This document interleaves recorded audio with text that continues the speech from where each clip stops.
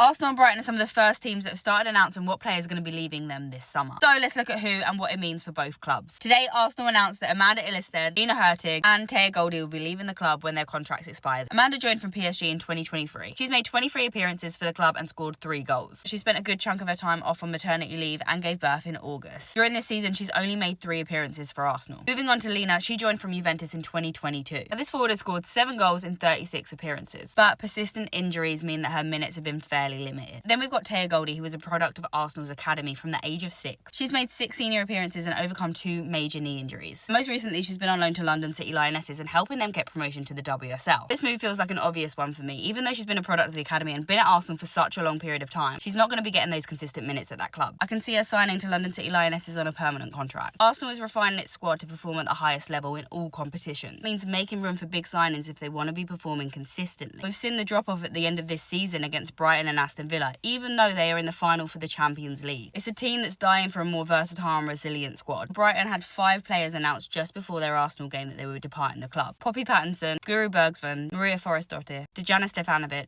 and Pauline Bremer. Brighton started the season strong and they've ended on a high, but that winter period was a bit rocky. During that period, they had just 1 win across 5 months. Impressively, they're still sitting in 5th place, just below those 4 top clubs in the WSL table. But there is a 12-point gap between 5th and 4th. Brighton has undergone a significant rebuild, and they've already brought in some experienced signings with Fran Kirby and Nikita Paris. Now, these players know what it means to win. Brighton look like a club that's restructuring for stability under a new head coach. I think they'll also be pushing for European football with the introduction of the Europa Cup. Still very much focusing on that youth and dynamic play. Whereas Arsenal's already a strategic squad, finding what they've got to bolster those title ambitions, because